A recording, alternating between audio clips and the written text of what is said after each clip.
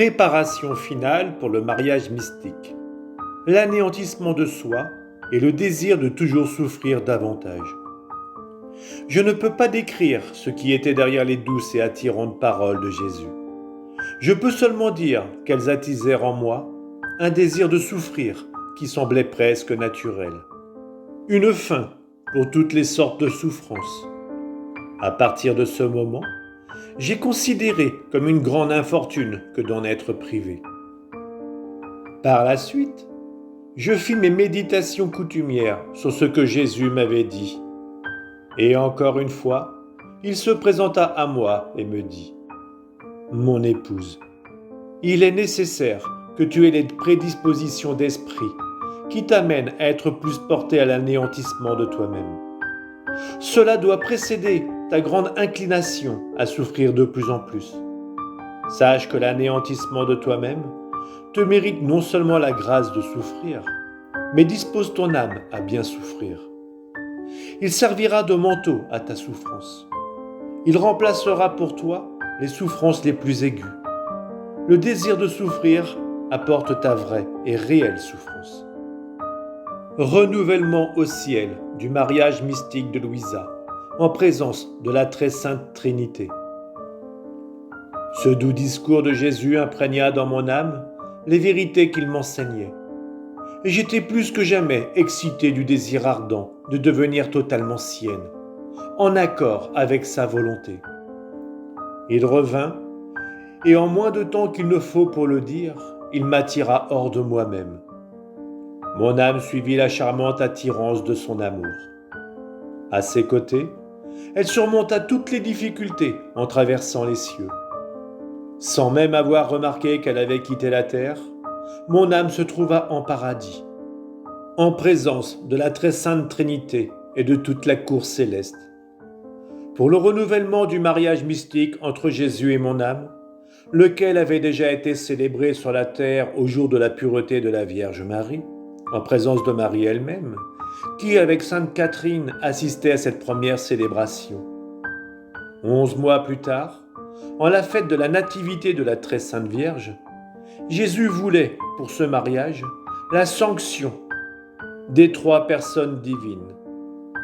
Il présenta un anneau de 3 pierres précieuses, une blanche, une rouge et une verte. Il le donna au Père, qui bénit cet anneau et le redonna à son Fils.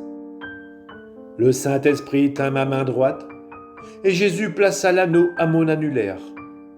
À ce moment, l'une après l'autre, les 3 personnes divines me donnèrent le baiser, ainsi qu'une bénédiction particulière. Comment décrire la confusion que je ressentis quand je me suis trouvé en présence de la très sainte Trinité pour cette cérémonie? Je peux seulement dire que de me trouver devant la Trinité et tomber face contre terre fut pour moi un seul et même geste. Je serais resté prosterné de cette manière indéfiniment si Jésus, l'époux de mon âme, ne m'avait pas encouragé à me relever et à rester debout en leur présence. Mon cœur ressentit une grande jubilation et en même temps une crainte respectueuse devant une telle majesté, au milieu de cette lumière éternelle émanant de l'essence et de la sainteté de Dieu, le Père, le Fils et le Saint-Esprit. Le langage humain, parlé ou écrit, est incapable de faire comprendre toutes les impressions divines qui touchèrent mon âme à ce moment. En conséquence, il est pour moi préférable de garder sous silence certaines autres choses, pour ne pas gaffer davantage. Les 3 personnes divines établissent leur résidence permanente dans l'âme de Louisa et lui font cadeau de la divine volonté. Je vais maintenant vous parler de ce qui arriva quand mon âme revint dans mon corps. Je vous parlerai aussi de celui qui me tint captive dans le charme de ce qui venait de m'arriver. Je sentis en moi les souffrances d'une personne en train de mourir. Quelques jours plus tard, Jésus me ranima complètement. Je me souviens qu'en recevant la Sainte Communion, j'ai perdu la sensation de mon corps et que par mon âme, j'ai perçu être en présence de la Sainte Trinité, telle que je l'avais vue au paradis. Mon âme se prosterna immédiatement en adoration et m'amena à confesser mon néant. Je me suis senti m'écrouler complètement. Je pouvais à peine dire un mot. La voix d'une des 3 personnes me dit « Prends courage et ne sois pas effrayé. Nous sommes prêts à t'accepter comme nôtre et à prendre une possession totale de ton âme. » Pendant que j'entendais cette voix, j'ai vu la Sainte Trinité entrer en moi et prendre possession de mon cœur en disant « Dans ton cœur, nous ferons notre demeure permanente. » Je ne peux pas décrire le changement qui s'établit en moi. Je me suis senti comme si j'avais été évincé de moi-même, c'est-à-dire comme si je ne vivais plus en moi-même. Très assurément, les personnes divines vivaient en moi et moi en elles. Il semblait que mon corps était devenu leur demeure, la demeure du Dieu vivant. Je ressentais la présence royale des 3 personnes divines qui, sensiblement, agissaient à l'intérieur de moi. Je pouvais entendre leur voix clairement, mais comme résonnant au-delà de moi. Tout se passait comme s'il y avait des personnes dans une pièce voisine et que soit à cause de la proximité, soit à cause de l'intensité des voix, je pouvais entendre clairement tout ce qu'elles se disaient entre elles. Ensuite, mon bien-aimé Jésus me dit que je devrais le chercher pour chacun de mes besoins, pas à l'extérieur de moi, mais à l'intérieur de moi. Parfois, quand il était à l'extérieur de moi, je l'appelais. Alors il me répondait promptement. Nous nous parlions comme 2 personnes se parlent l'une à l'autre. Cependant, je dois confesser qu'il se dissimulait parfois si bien que je ne pouvais même pas le ressentir. Alors j'aurais parcouru le ciel, la terre et les mers pour le retrouver. Une fois, par exemple, alors que je le cherchais intensément dans les larmes et l'anxiété, Jésus me fit entendre sa voix en mon intérieur et me dit « Je suis ici avec toi. Ne regarde pas ailleurs pour me trouver. Je me repose en toi et je veille sur toi. » Alors, entre la surprise et la joie de l'avoir trouvé en moi, je lui ai dit « Jésus, mon bien, pourquoi m'as-tu laissé parcourir les cieux, la terre et les mers à te chercher ce matin, alors que pendant tout ce temps, tu étais à l'intérieur de moi? Pourquoi n'as-tu pas dit au moins « Je suis ici » pour m'éviter de m'épuiser à te chercher où tu n'étais pas? Vois, mon doux bien, ma chère vie, comme je suis fatigué. Je me sens faible. Tiens-moi dans tes bras. Je me sens comme si j'allais mourir. Alors Jésus me prit dans ses bras pour que je puisse me reposer et recouvrer mon énergie perdue. À une autre occasion, alors que Jésus était caché en moi et que je le cherchais, il me laissa le voir à l'intérieur de moi et ensuite il sortit de mon cœur. Dès l'instant d'après, je vis les 3 personnes divines sous la forme de 3 très charmants bébés, avec un seul corps et 3 têtes distinctes, dans une singulière et très attirante beauté. Je ne peux pas décrire mon bonheur, spécialement parce que ces 3 bébés me permettaient de les tenir dans mes bras. J'embrassais chacun d'eux, et ils me retournaient mes baisers. L'un s'appuyait sur mon épaule droite, un autre sur mon épaule gauche, et le 3e restait entre les 2. Combien je me réjouissais de cette grande merveille qui m'était offerte par mon Dieu, à moi, infime créature.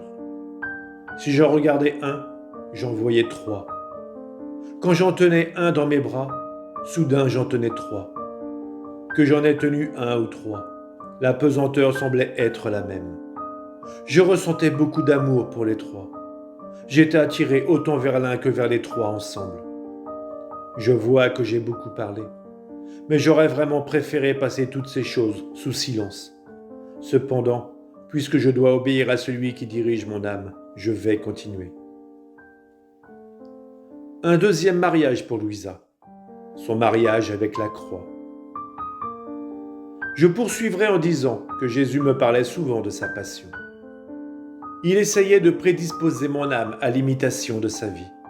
Une fois, il me dit « Mon épouse, en plus du mariage déjà fait, un autre reste à faire, le mariage avec la croix. Sache que les vertus deviennent douces et aimables quand elles sont évaluées et fortifiées à l'ombre de la croix. Avant que je vienne sur la terre, la souffrance, la pauvreté, la maladie et tous les genres de croix étaient vus comme des infamies. Mais ayant été vécus par moi, la souffrance fut sanctifiée et divinisée.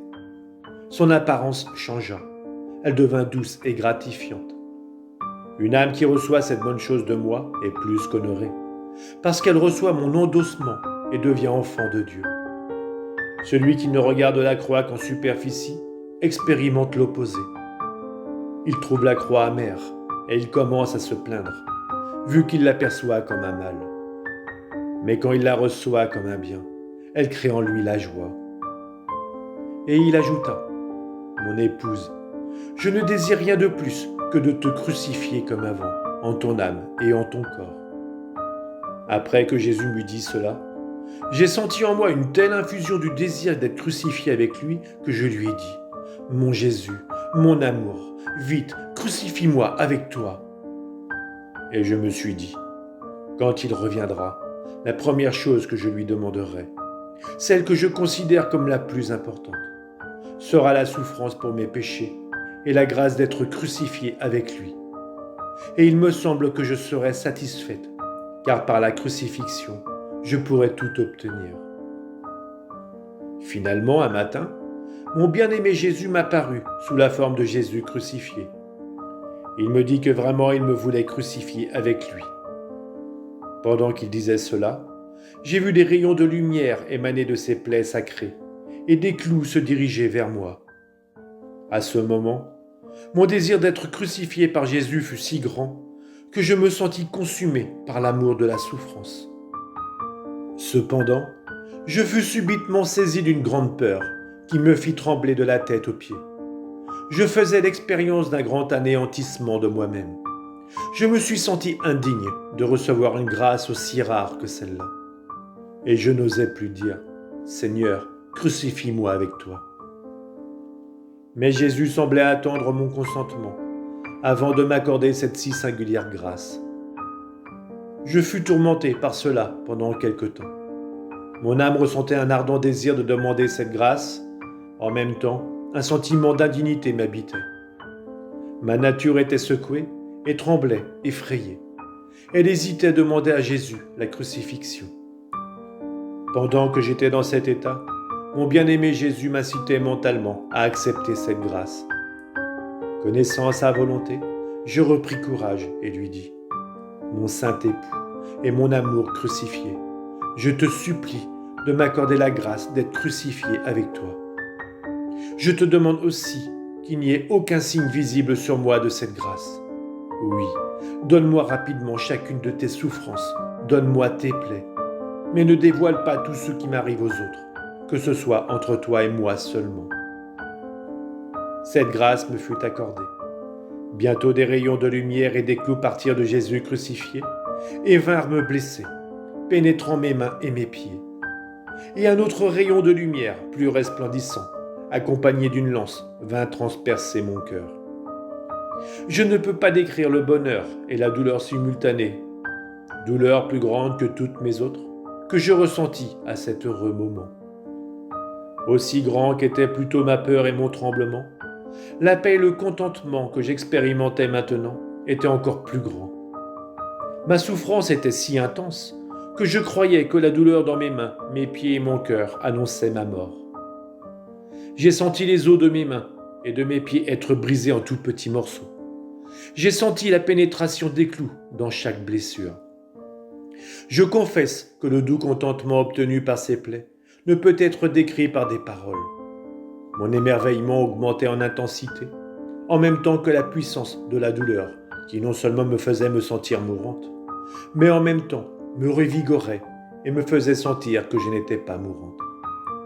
Et rien n'apparaissait à l'extérieur de mon corps, qui cependant subissait des spasmes et des douleurs aiguës. Mon confesseur vint et m'interpella en vertu de l'obéissance. Il libéra mes bras, paralysés par une pression nerveuse. Mentalement, je ressentais des douleurs où les rayons et les clous avaient pénétré. Mon confesseur commanda en vertu de l'obéissance que tout cesse immédiatement. En vérité, la douleur intense qui m'avait rendue inconsciente cessa immédiatement. Oh, quel miracle la sainte obéissance entraîna pour moi! Combien de fois je me suis ainsi trouvé en collusion avec ma sœur la mort. Par l'obéissance, Jésus guérit tous les spasmes et douleurs de mort qui m'habitaient, et rapidement restaura ma vie. J'admets honnêtement que si ces souffrances n'avaient pas été mitigées par mon confesseur, j'aurais eu de la difficulté à m'assujettir à elles. Puisse le Seigneur être toujours béni pour avoir accordé à ses ministres le pouvoir d'enlever à la mort ses proies. Et j'espère que tout cela a toujours été pour la plus grande gloire de Dieu et le salut des âmes. Je dois aussi signaler que pendant que je vivais ces souffrances mortelles, les choses mentionnées plus haut ne laissaient aucune trace sur mon corps. Quand je retombais dans ces souffrances, je voyais les plaies de Jésus clairement imprimées sur mon corps. Il semblait que les plaies de Jésus crucifié, qui avaient été infligées sur mes mains, mes pieds et mon cœur, étaient les mêmes que celles de Jésus. Ce que je viens de dire décrit mon mariage avec la croix et les douleurs souffertes dans ma première crucifixion. J'ai vécu tant d'autres crucifixions dans les années subséquentes qu'il m'est impossible de les énumérer toutes. Mais puisque je dois en parler, je raconterai les principales et les plus rapprochées jusqu'à l'année 1899.